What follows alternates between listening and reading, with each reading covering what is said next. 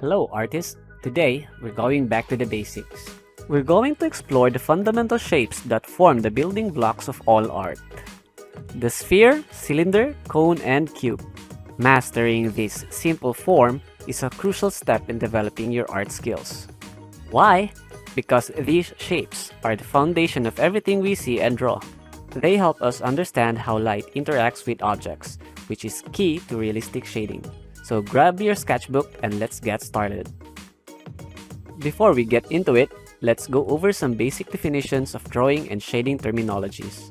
Highlight is the lightest part of the drawing, and most of the time you don't shade much on this area because it shows that the source of light hits directly on it. Midtone is the middle portion of the shaded drawing. A medium tone is one that is neither very dark nor very light.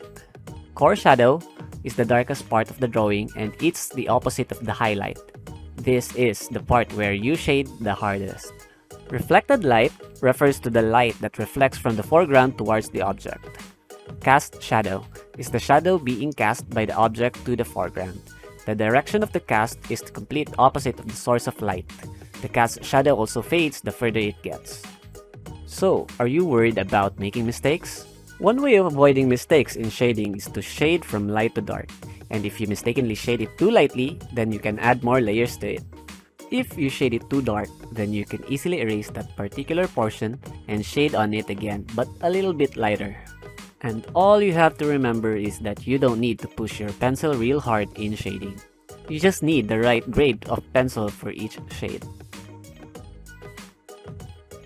Let's start with sphere. Step 1 is to draw a circle, which will serve as the base of your sphere.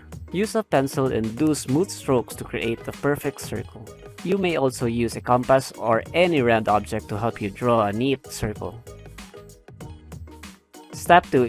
Draw curved lines. Now, draw curved lines connecting the ends of the horizontal diameter to the circle. These lines should be curved slightly inward. Similarly, draw curved lines connecting the ends of the vertical diameter to the circle. Step 3. Add curvature. The sphere is a three-dimensional shape, so you need to add curvature to make it look 3D. To do this, darken the lines where the circle curves away from the viewer.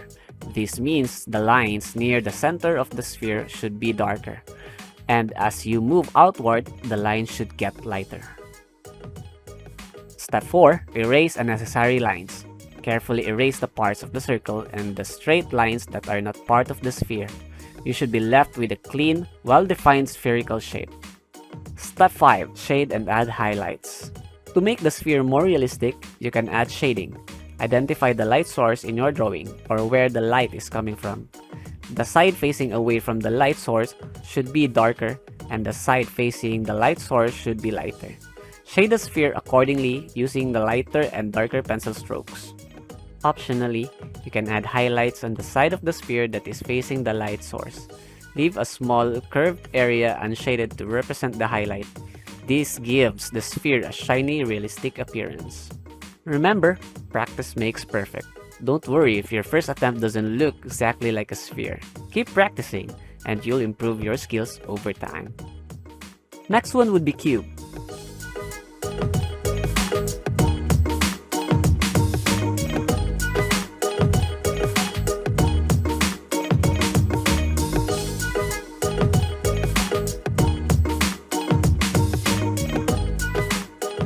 Next up is cylinder. Step 1. Draw the center line. Begin by drawing a straight, vertical line that represents the center line of your cylinder. This line will help you maintain symmetry. Step 2. Draw the ellipse for the top and bottom. At the top and bottom of the center line, draw 2 ellipses. These ellipses will determine the size and shape of the cylinder's top and bottom faces. Make sure the ellipses are symmetrical along the center line. Step 3. Add the edges. At each end of the cylinder, add curved lines connecting the corresponding points on the ellipses to round off the edges.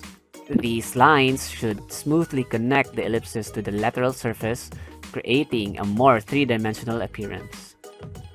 Step 4. Add shading and highlights. To make your cylinder appear three-dimensional, you can add shading. Identify the light source in your drawing or where the light source is coming from.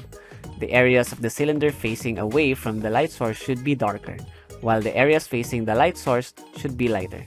Shade the cylinder accordingly using lighter and darker pencil strokes. You can also add highlights on the curved surface facing the light source. Leave small curved areas unshaded to represent the highlights, giving the cylinder a more realistic appearance. Practice drawing cylinders from different angles and in various lighting conditions to improve your drawing skills. Lastly, the cone. Step 1. Draw a triangle. Start by drawing a triangle. This triangle will serve as the base of your cone. The base can be any shape you like, such as equilateral, isosceles, or scalene, but make sure it's a triangle. Step 2. Connect the apex to the corners. Connect the apex to each corner of the triangle with curved lines. These lines should smoothly curve from the apex to the corners of the base, creating the conical shape. The line should be slightly curved, not sharp, to represent the curved surface of the cone. Step 3. Add the base circle. If you want to draw a solid cone, draw a circle that matches the base of the triangle. Make sure the circle is centered on the base of the triangle. This will give your cone a closed base. Step 4. Add shading and highlights. To give your cone a three-dimensional appearance, add shading. Identify the light source in your drawing or where the light is coming from. The areas of the cone facing away from the light source should be darker, and the areas facing the light source should be lighter. Shade the cone accordingly using lighter and darker pencil strokes. And for a more realistic look, you can add highlights on the curved surface facing the light source. Leave a small curved area unshaded to represent the highlight, giving the cone a shiny three-dimensional appearance. Remember to practice drawing cones from different angles and with various heights to improve your cone drawing skills. And that's a wrap! You've now learned how to draw and shade basic forms: sphere, cylinder, cone, and cube. Remember, these shapes are not just simple geometric figures.